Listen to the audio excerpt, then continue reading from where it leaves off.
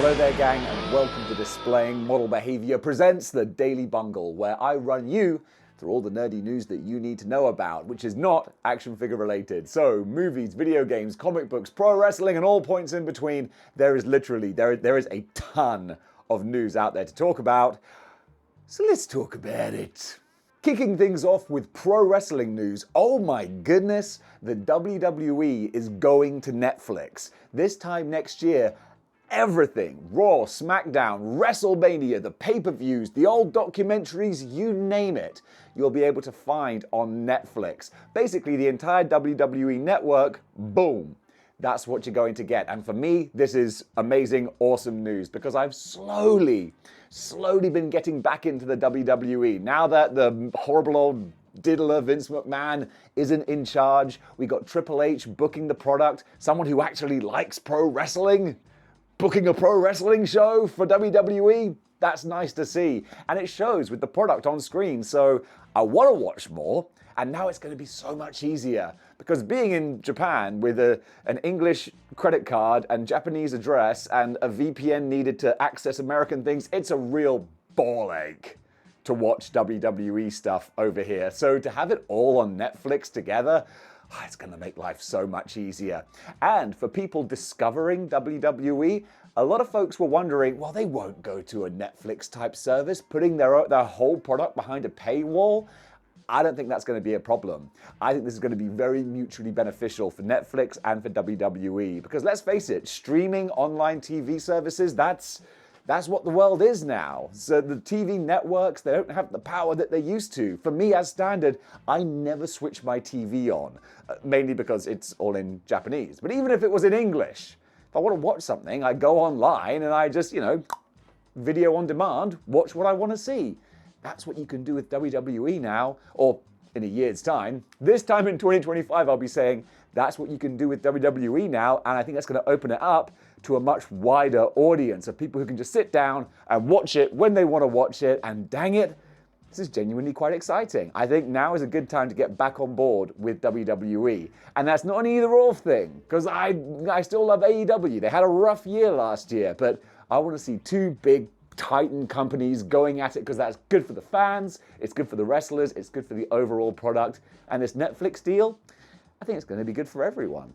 And someone else who's doing pretty well in the pro wrestling sphere is The Rock, Dwayne Johnson. With this whole WWE Netflix deal coming to pass, you would have thought that's the biggest news of the day, and it arguably is, but right up there is Dwayne Johnson joining the Endeavor board of directors. That's pretty huge. The Rock kind of sort of is also now in charge of WWE. So Endeavor owns the UFC and the WWE. That was the whole thing that kind of squeezed Vince McMahon out, along with the horrible allegations of awful behavior.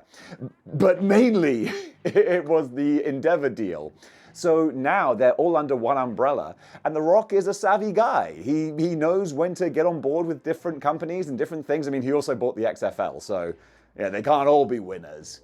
But yeah, not much has come from this story besides that. It's just been announced. But seeing Dwayne Johnson kind of in charge in a corporate role of WWE going forward, I think that's kind of cool. Let's see if he brings anything to the product. Or it might just be a in-name only kind of thing. He's paid his money, he's got his shares, he's on the board of directors, that's it. Or is he going to have a more hands-on role? Well, we're entering WrestleMania season, and there's a lot of rumblings about The Rock coming back to do at least one match, one big angle or something.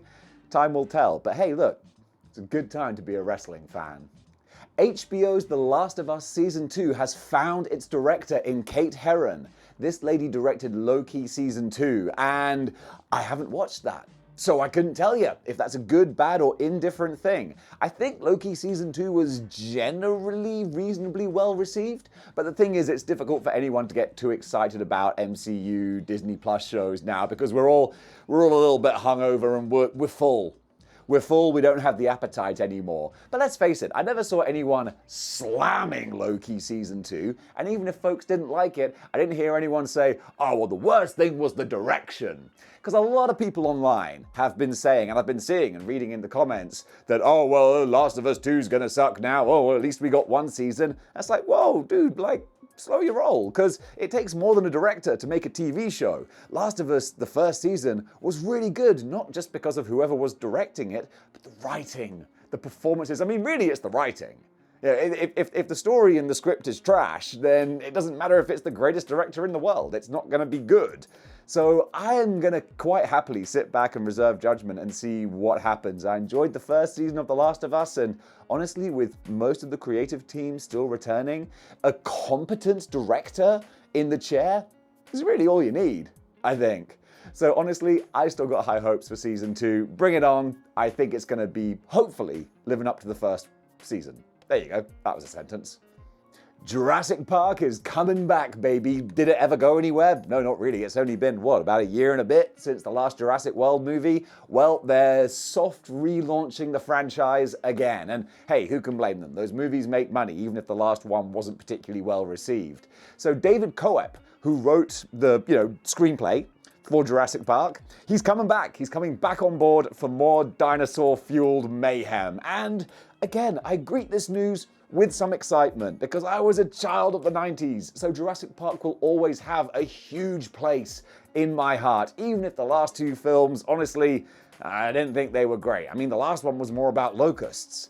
That's not very Jurassic Parky.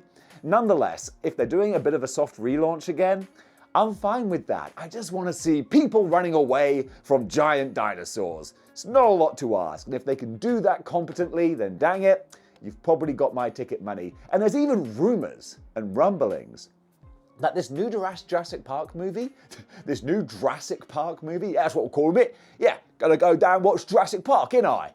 It might even come out at the end of this year, which feels like a very quick turnaround. But hey, movie studios love money. And if I know one thing, it's that a rushed movie is never bad. No, wait, that's not right in the slightest. Oh well, time will tell. There's a new trailer out for Netflix's Avatar: The Last Airbender, and a lot of people are extremely excited for this. Me personally, I'm a little bit too old to have really got into Avatar as a kid. I think a lot of people who watched Avatar when they were growing up in their formative years really had a big impact on them. Whereas me, I tried to go and watch it as an adult, and it's a perfectly good, dare I say, really good animated TV show. But again, I'm an adult. I got bills to pay and jobs to do. So it's like if I showed someone Spider-Man 94, they'd be like, okay, Dave, it's a Spider-Man cartoon. And I'm like, no, it's the greatest thing ever made. And it's like, well, I'm sure it is to you. So yeah, for me, I don't have the investment. However, this does look like a very competently put together trailer, and trailers never mislead you. Again, that might not be entirely true, but genuinely, a lot of people seem to be looking at this and going, oh, this is showing us all the things that we wanted to see from an Avatar trailer. Basically being accurate and true to the source material. So it looks like, the M. Night Shyamalan movie, which everyone felt pretty burnt on, that's going to be kind of put to the wayside now. And Netflix have done something that's like a make good. Because hey, they got good responses to One Piece. So they have a good track record if you don't look at, oh gosh, what was the anime? Cowboy Bebop. Yeah, that one, not so much. Okay, it's a mixed bag. But hopefully, when this comes out, you'll be able to say, there's more successes than there are failures. This looks like it has good potential. Invincible Season 2 Part 2 has got its official release date. March 14th is when it's going to hit Amazon Prime. So there you go. I'm not going to linger on it. Invincible is one of the best animated TV shows out there. Not even animated, just straight up. One of the best TV shows out there. And on March 14th, you're going to get the conclusion of Season 2. Bring it on. I'm looking forward to it. Interestingly, the upcoming Madam Web movie was supposed to have Andrew Garfield's Spider-Man featured in it, not in a big way. From what we understand, and when I say we, I mean goobers who have written stuff on the internet that I'm inclined to believe, was that Andrew Garfield was written to be a presence in the film. Then again, having said that, isn't the film meant to be set in the 90s? Hang on a second, how does that work? Or is it not set in the 90s? Is it set in modern day? Boy, this news article is just raising more questions than it answers. But what it ultimately says is that Andrew Garfield was removed from the scripting, and they thought, no, we'll go Tom Holland. We'll make this Tom Holland universe. And they put all these references to Tom Holland's Spider-Man in there. And then they went, you know what, this is getting confusing. Let's take all the Spider-Man references out and we'll just have Black Widow and the assorted Spider-Women. That'll make a good film. Will it? I don't know, but time will tell. But come on, we all have our expectations, don't we? Let's find out though. The MCU, after 16 years, they've made an amazing new achievement. Unfortunately, it's not a good thing. They've received their first Razzie nominations. For anyone who might not be familiar, I'm sure there isn't anyone, but the Razzies are like the anti-Oscars. They're the awards for all the worst categories, and Ant-Man Quantumania, ho ho, it might just clean up. Let me tell you what they've been nominated for. They have been nominated for Worst Supporting Actor, Worst Director, and Worst Prequel, Remake, Ripoff, or Sequel. And honestly, yeah, I mean, genuinely, Quantumania, I think, was the lowest point so far of the MCU, man. After about 15 minutes of that movie, I was praying for death. It never came. Sometimes I worry that I'm still in that movie theater watching Ant-Man and the Wasp Quantumania. Did I ever actually get out of there? Is this purgatory? Is this like a Lost scenario? I don't know, but the thought of it scares me because that movie was just so bad. And you know what? I don't blame any individual person. I almost think it's a bit mean to say like, oh, you're the worst supporting actor, you're the worst director, because trust me, it was a team effort to make something that bad. And most of it, honestly, I think is just from Disney itself. Just wringing everything they can out of the MCU, putting terrible workloads onto animators who cannot produce that CGI in time to make it look good, or the writers who can't actually write a story that's decent in the time and the time frames and with the things put on them to actually make something entertaining. Man, that movie was bad. Yeah. You know what? Actually do. Give it all the Razzies. It earned them. Complete non-news here. I sometimes like covering these little stories when they pop up. Kristen Ritter would love to return to her role as Jessica Jones in the MCU. You always see these stories popping up. So-and-so would love to play so-and-so. Well, yeah, of course they would. Yeah, I would love to play Captain America, but you know what? I'm probably not going to be cast. But yeah, of course, like that's an amazing job with a massive paycheck. Of course you want to do it. It's not a story. But yeah, I mean, I wouldn't mind seeing her in the MCU again because I thought she's a really good actress. The Jessica Jones show, honestly, I thought was a bit of a miserable slog to get through. I thought a lot of the Netflix stuff was. It's like, oh yeah, well done for being adult. Could you be fun as well? No, just edgy. Okay, I'm kind of done with this now. But yeah, I still wouldn't mind seeing her in the MCU again. And look, I'm making more of a story out of the fact that this is a non-story. You know what? Let's move on. Still, these kind of things always make me chuckle. In video game news, there's a trailer out for a game called The Deviator, which I kind of really love the look of, and also I feel kind of dubious about this game. You know Hollow Knight, one of the best 2D animated hand-drawn style Metroidvanias ever made? Yeah, do you want to play that same game but by a different company? That's what The Deviator looks like. It looks like they went, Hollow Knight. Let's do that.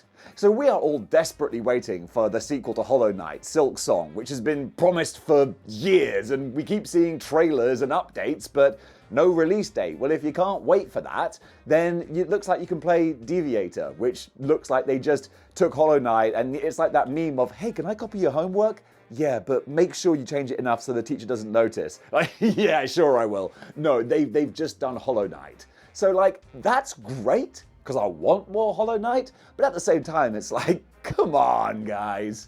You can at least try to make it look like you're not copying Hollow Knight, but hey, look, imitation is the most sincere form of flattery that mediocrity can give to greatness.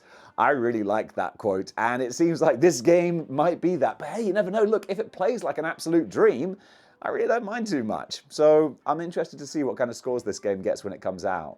But another 2D platformer that genuinely looks kind of beautiful and a little bit more original is The Cub. This reminds me very much of Limbo and Inside, a very sort of serene, kind of melancholy sort of game, but with a real sense of beauty to it as well. And looking at this trailer, I'm sorry I'm talking over the audio so you can't appreciate the music. the quality of the style, of the way that it's interacting with what you're doing. It feels like a real meditative experience. I highly recommend you just go and check out the trailer and just see what kind of a world they're creating. It's this post-apocalyptic looking, kind of going back to nature, taking over, and there's this one person going through this land.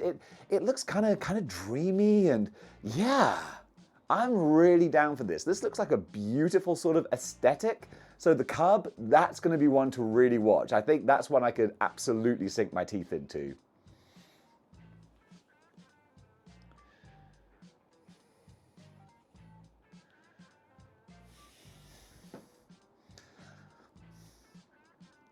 One thing I don't understand is Fortnite Battle Royale, but one thing I love is the Metal Gear Solid franchise. So if you smoosh those both together, you're at least going to get a mention on this show. So Solid Snake himself is going to be a playable character in the newest Battle Pass for Fortnite. So Fortnite, of course, is a mashup with everything. You can run alongside Peter Griffin and Spider-Man and Batman and just about any other franchise in the world you can imagine as well. So really it makes sense that Solid Snake should pop up there. Me personally, the only Metal Gear content I'm looking forward to is this upcoming Metal Gear 3 Delta remake. Well, Delta is Metal Gear 3 remake called Delta. You know what I'm talking about. Hopefully that's going to be amazing, and hopefully it will kickstart a whole new generation of Metal Gear games. In the meantime though, if you want your Solid Snake fix, then Fortnite is where you're going to find it. Reviews are out for Like a Dragon Infinite Wealth. This is the newest game in the Yakuza series that's taken quite a big diversion from the original games that were very much set in Japan. It was almost like a Japanese life simulator if your life was that of a ruthless Yakuza boss. Whereas now it's a lot more off the wall. You've got this Hawaiian setting. It feels a little bit GTA-ish, which the original ones did as well, but a lot more wacky. And Yakuza could get pretty darn wacky. It could get downright bizarre. But it looks like a lot of fun, and the reviews are all really positive. As far as open world games go, with just an incredible amount of crazy stuff to do and keep you entertained, this looks like it delivers. So this is one, right now I'm punishing myself with Sekiro Shadows Die Twice. But when I finally finish that game, if I ever do, because it's hard as nails, this is one that I might be able to sink my teeth into, because now that I live in Japan, I don't really need to play a Japan simulator. Yeah, that's how I pronounce it. Now that I live here in Japan, yeah, going over to Hawaii and having some shenanigans over there, that could be a lot of fun. On sale now from Marvel Comics is Cable Issue 1. They're relaunching Cable, but this time it's Cables. We have the older Nathan Summers and his younger self as well. I don't know what kind of time-traveling shenanigans put these guys together. I know that at the start of the House of X story, young Cable came back in time and killed old Cable, I think. Is that what happened? And now we've got them both together. I mean, hey, that's always a bit of a funny thing with time traveling. You can pretty much do whatever you want. And then throw in multiverses as well. Everything's on offer. So I'm genuinely going to be a little bit interested to check this out. I'll probably wait until Marvel Unlimited, but I do like Cable. Cable's one of my 90s favorites. So if this series gets some good reviews, this might be something that really piques my interest, because, bring in Nathan Summers and instantly you're going to have a little bit of attention from me.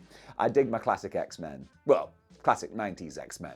In Creator Corner, Vector Vengers. This is an unusual little Instagram page that I really dig. This artist just does kind of like 2D, very basic, it looks like animation designs of Marvel characters. Sometimes when you see animation sheets and it shows the front of the character, the side of the character, that kind of thing, it looks like he just does very neat, very clean versions of these characters as if they were being designed for an artist reference for an animated show. And I don't know, I just find them really, really satisfying, especially because his most recent work, it's all Clone Saga. So as soon as I started looking at it and realizing, oh, this is Clone Saga, I was like, oh, give me Kane, give me Spider-Side, and like, yes, there it is. Give me Judas Traveler, yes, there it is. The dude just does really satisfying stuff. And then after that, it's all, yeah, Avengers and different characters. It's a little rabbit hole. So, man, he doesn't have many followers at all. This isn't like one of those Cosplay Corner ones where I'm shouting out a cosplay who's got like 2 million subscribers just so I can put a pretty picture in the thumbnail. Sue me. This guy genuinely deserves a lot more follows. So go add your name to it. You'll be glad you did. Over in Custom Corner, Derek Stringer posted in the Cosmic Cabal Facebook group. I need to get all that information correct. So Cosmic Cabal Facebook group is a Cosmic Legions Facebook group, but they have a lot of cool custom stuff on there as well. And Derek here has shared this Teenage Mutant Ninja Turtles tribute style cosmic figure. There's a couple of them, I think. This isn't the first one I've seen, but this is the first one I remembered to feature. And I love it. It's so... One thing I love so much about the Ninja Turtles is that you can take their design and reinterpret it and mash it up and mix it up and change it about in so many different ways, but it's still fundamentally recognizable as Ninja Turtles. Garfield is the same thing. You can turn Garfield into anything and people will still see it and go, oh yeah, that's Garfield. Ninja Turtles, I love how versatile that look is. And making them kind of robotic, spacesuit looking creations. I dig it, man. Absolutely phenomenal work. This kind of creativity blows me away. Absolutely love this. Over in Cosplay Corner, Pinup Pixie TM. This lady, yeah, it's not so much comic book cosplay as just awesome, weird, fantastical makeup, costumes, design, photography. I just really, really dig it. Mostly the tattoos that she seems to have just got that are like android tattoo parts on her, kind of turning her into a cyborg-looking human being. That's just amazing. So there is some actual cosplay type, you know, oh, I'm dressing up as a certain character photography on there. So that kind of qualifies for Cosplay Corner. But also, I just kind of wanted to point out, I mean, hey, look, this show's called Model Behavior. Well, the channel's called Model Behavior. So, you know, it would behoove me to show off some models. And my goodness, yeah, this ephemeral cyber pixie kind of look. Yeah, I'm okay with this. I'm okay with this. And folks, that does it for the Daily Bungle for today. What did you think about the stories covered? Comment below. Let me know. And until next time, maybe I should do a different sign off for this. And until next time, try not to bungle it up.